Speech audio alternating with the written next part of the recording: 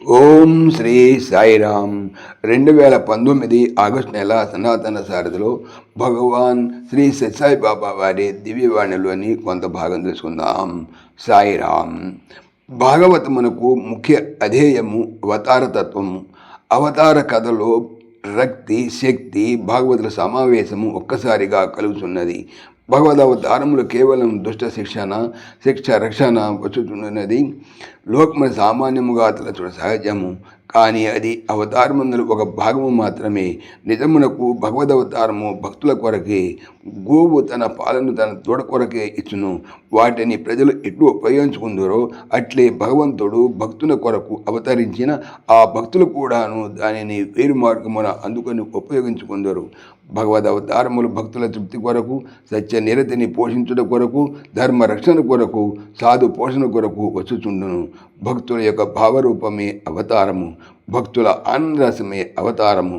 భక్త రక్షణకు ఏ రూపమున ఏ స్థానమున ఎట్లు అవసరమో ఆయా సమయ సందర్భములను అనుసరించి తన సంకల్పముచే ఆయా రూపముల ఆయా స్థానముల భగవంతుడు అవతరించును.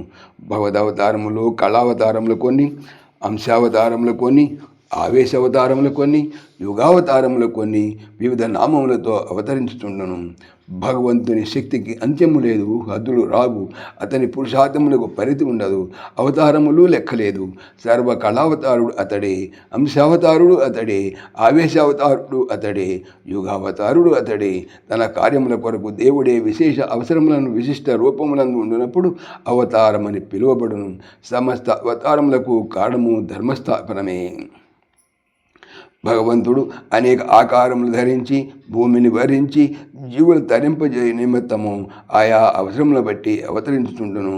భగవద్ అవతారములన్నీ శ్రేష్టములైనవే. అన్నియు పవిత్రమైన చరిత్రలే, పూర్ణమైనవే. ఇవి వినుటకు ఒకదానికంటే ఒకటి అధిక రసవాహినుల వలె పవిత్రముల వలె కనిపించును, వినిపించును, ఆనందం అందించును. కానీ అంతర్తత్వం ఏకత్వమే, భిన్నతము కాదు. ఆయా సమయ సందర్భానుసారము ఆయా కార్యక్రమాల నిమిత్తము తగినటువంటి కాయములు ధరించి భగవంతుడు అవతరించును. సాయిరామ్. ఓం శ్రీ సాయిరామ్. ఈ ఛానల్కి సంబంధించినటువంటి పూర్తి సమాచారము డిస్క్రిప్షన్లో చూడవచ్చును. సాయిరామ్.